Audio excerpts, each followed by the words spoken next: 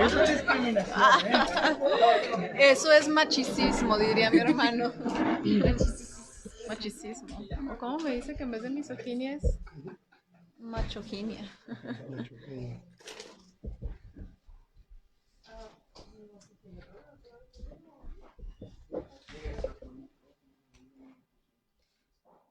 Listo. Muy buenos días, tengan todos y todas ustedes. Gracias por acompañarnos a esta rueda de prensa, donde se darán a conocer los resultados finales del proceso de transición 2021-2027.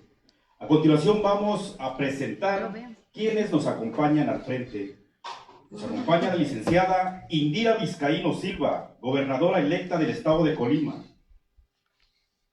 Nos acompaña la contadora pública Fabiola Verduzco Aparicio, integrante del equipo de transición. Asimismo, nos acompaña el ingeniero Eduardo Jurado Escamilla, integrante del equipo de transición Colima. Asimismo, el contador público Víctor Torrero Enríquez, integrante del equipo de transición Colima. A continuación, invitamos al contador público Víctor Torrero Enríquez a que haga uso del micrófono. Muy buenos días, gobernadora Indira Vizcaíno Silva, a mi compañera Fabiola Aparicio, mi compañero Eduardo Jurado, y muy buenos días en especial a las y los reporteros que el día de hoy nos acompañan, representantes de los diversos medios de comunicación que se encuentran hoy aquí en esta casa de transición, la cual se ha convertido en un espacio para escuchar de manera continua a la gente, pero donde también hemos tenido la oportunidad, gracias a ustedes, de poder informar de manera directa a las y los colimenses sobre la situación que guarda este proceso de transición en materia de administración y de finanzas. Y bueno, de manera específica, ya se ha comentado en otras ocasiones, que es muy lamentable la forma en la que se va a recibir el gobierno, de manera financiera y de manera económica. Nos encontramos en una situación de quebranto. Hemos nosotros identificado un desastre financiero de esa magnitud, es lo que hemos hasta el momento identificado con la escasa información que hemos tenido. Y de manera específica, bueno, pues hoy vamos a darles un informe, un balance sobre los diversos puntos que creemos tienen mayor relevancia, y pues me voy a permitir en este momento hacer una exposición sobre cómo están integrados los pasivos, la deuda con la que se va a recibir el próximo gobierno, que ya se ha dicho en otro momento, asciende a más de 11,000 millones de pesos.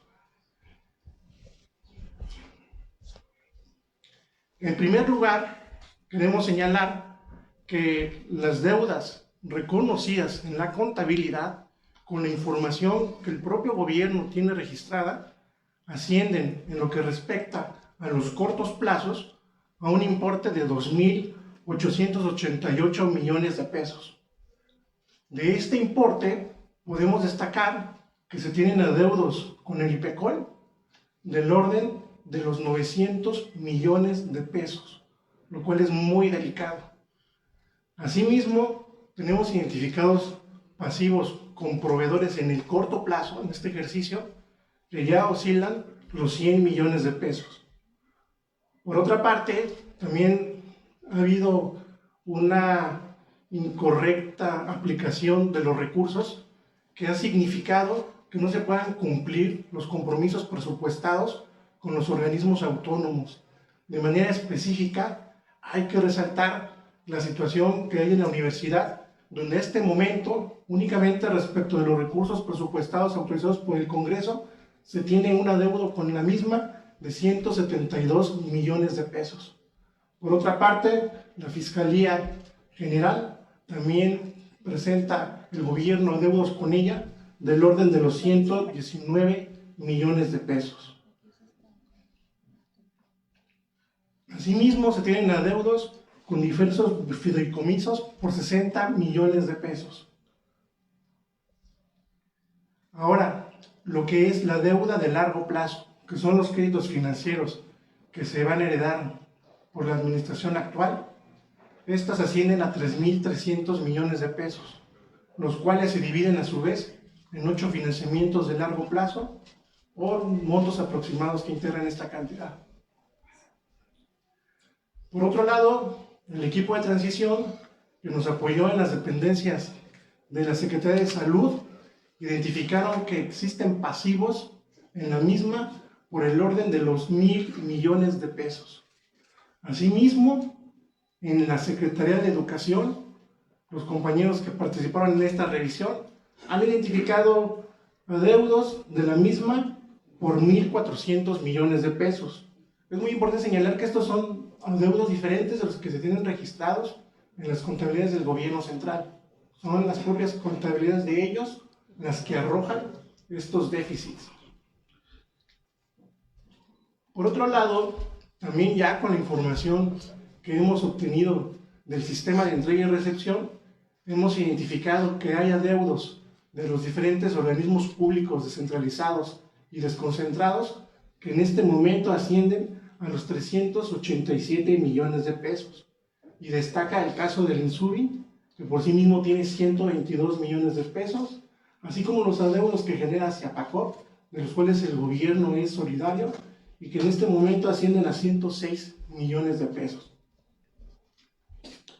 Por otra parte, se debe de tomar en cuenta, y hay que decirlo de manera clara, que respecto de los bonos cupón cero, que es el instrumento que se ha estado diciendo, se gestionó de parte del gobierno actual con el cual se pretendían tener recursos adicionales, pues dicho instrumento financiero lo que representa en realidad es la contratación de mayor deuda, de deuda también que es de largo plazo, y que por sus características no tuvo que pasar por el Congreso del Estado.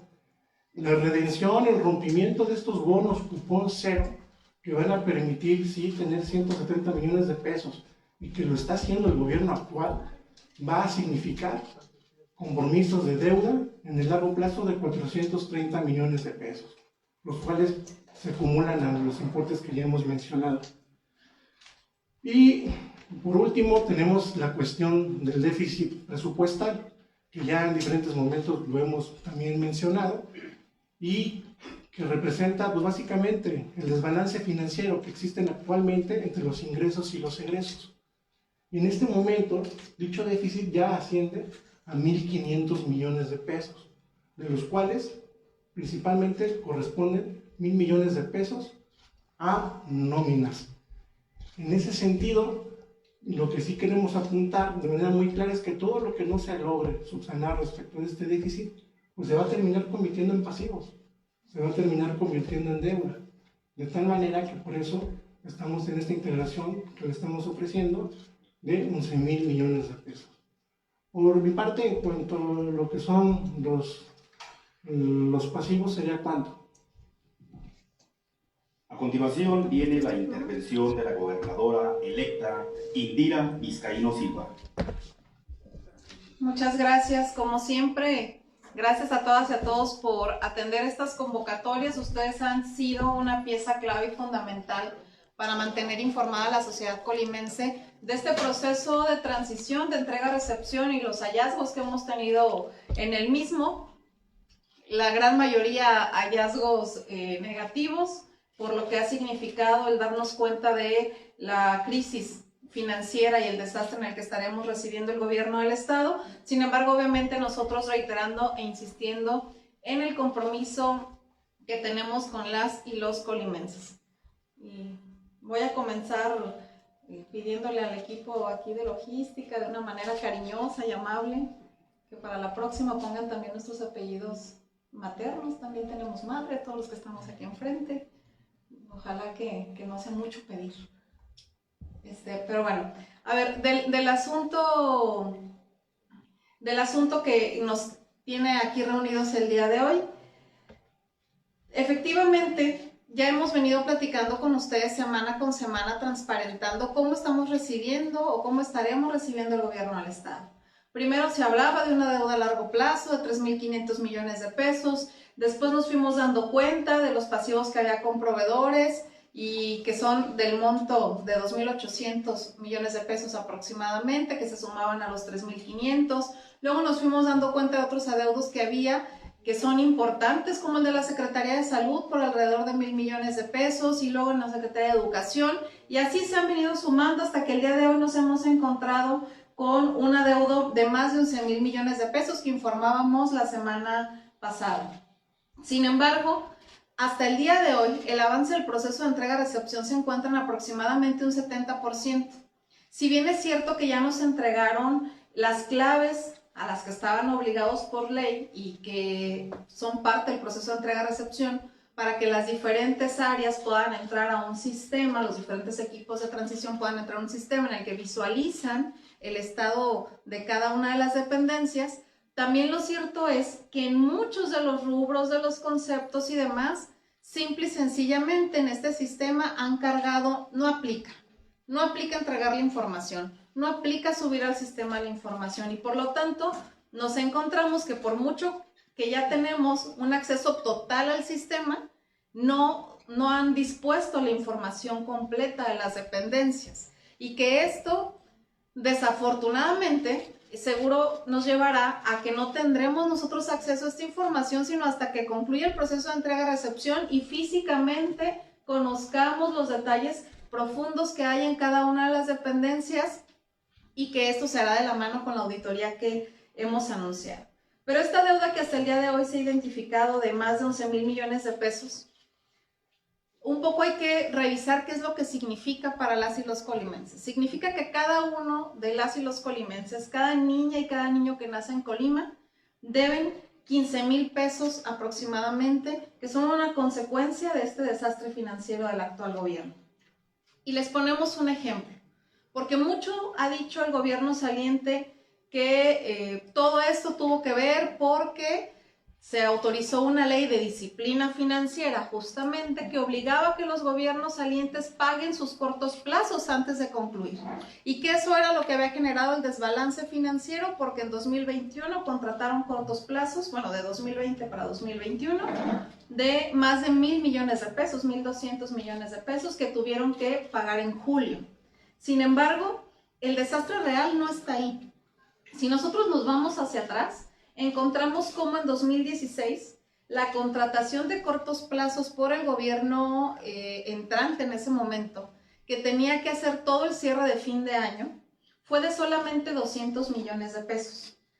Que para 2017 contrataron cortos plazos por 550 millones de pesos. Estos son contratos de deuda que se hacen por un solo año.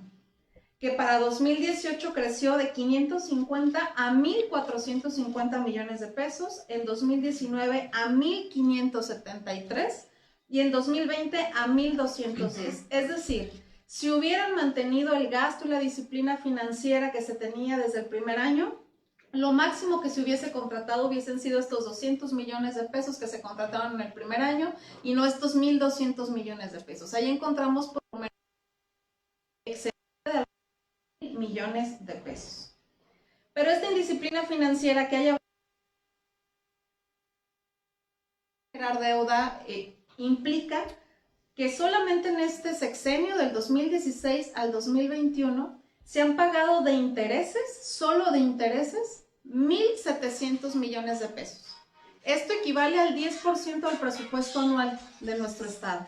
Dinero que se pudo haber utilizado en programas sociales para combatir la pobreza, que se pudo haber utilizado en el fortalecimiento de la seguridad pública o incluso en el pago al Instituto de Pensiones, que como ya se dijo, se le adeudan alrededor de 900 millones de pesos. ¿Qué otras inconsistencias o errores hemos encontrado? También ya lo hemos mencionado, pero ahora lo diremos de manera puntual. Ingresos que se sobreestimaron. Es decir, en el 2021 registraron que el gobierno del estado generaría ingresos por 2.189 millones de pesos, de los cuales hasta el día de hoy solamente se han ingresado 1.250, es decir, casi 1.000 millones de pesos menos. Es decir, intentaron mentir en el presupuesto, en la ley, y por lo tanto ejercieron el gasto de casi 500 millones de pesos que no existían, que no tenían en cuentas, que no iban a recaudar y que ahora se han convertido en un déficit. Solamente en 2021, este déficit de 500 millones de pesos se genera solo con proveedores. Ahí 500 millones de pesos solo proveedores, solo en 2021, que se están adeudando y que por supuesto se suman al resto de pasivos de corto plazo. Otro ejemplo, el famoso C5I.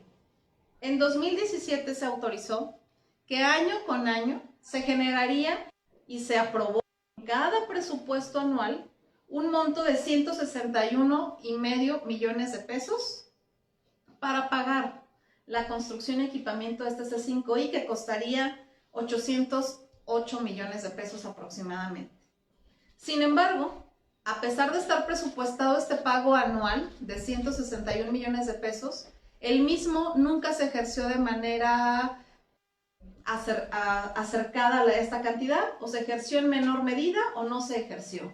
Y eso llevó a que el año 2021, ustedes recordarán, se solicitara un crédito a largo plazo por alrededor de 700 millones de pesos, de los cuales 500 millones iban para el pago de este C5I, es decir, de 808 que se programaron año con año, 500 no se pagaron y se solicita este crédito a largo plazo, que por cierto parece que aún hay adeudo con esta empresa y con este proyecto. Pero adicionalmente esos 808 millones de pesos, solo en 2016 se identificó un pago por 180 millones de pesos adicionales de estudios y evaluación del proyecto del C5I. Es decir, que el C5I está costando alrededor de 1,000 millones de pesos y se sigue adeudando una cantidad importante. Para el 2018, otro ejemplo más, en el Congreso, en el presupuesto, se autorizó 1,700,000 pesos por concepto de asesorías.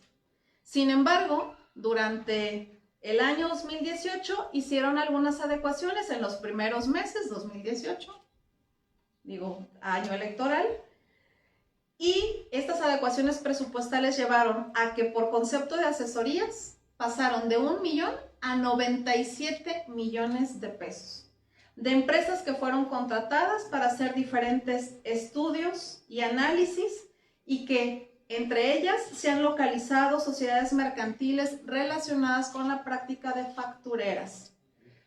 Prácticamente todos estos 97 millones de pesos se adjudicaron de manera directa, con oficios de excepción, sin llevar a cabo los procesos de licitación que marca la ley. Estas adjudicaciones se convirtieron en un hábito, en una práctica cotidiana y común de la Secretaría de Finanzas.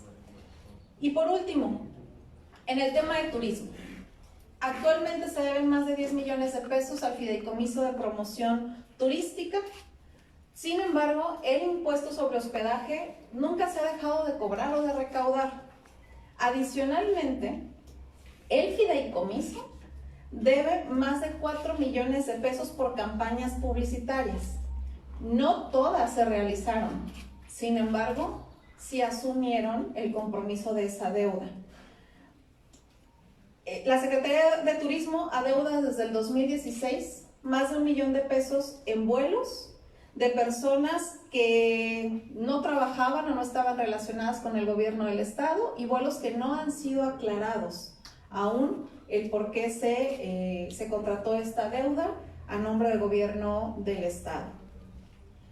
Por otra parte, el Fideicomiso de Promoción Turística ha tenido ya diversas observaciones y auditorías por las empresas con las que ha trabajado, que se han contratado, pero también se ha identificado un detalle adicional. El fideicomiso reporta año con año que con recurso del fideicomiso se paga el Festival de Fin de Año Manzanillo se ilumina. Sin embargo, personal de la Secretaría de Turismo recaudaba con empresarios, con hoteleros de Manzanillo, recursos como cooperación para este festival sin entregarles un comprobante del mismo. y al mismo tiempo el fideicomiso reportaba que ellos hacían el gasto completo del festival. Así, seguramente, una vez que comencemos el proceso de auditoría, una vez que asumamos el gobierno, estaremos encontrando una serie de deficiencias. Entenderán que por el momento no podemos darles mayor información de las empresas, de los funcionarios que pudiesen o no estar involucrados, porque tenemos que cuidar el debido proceso para que esto pueda llegar a un buen fin.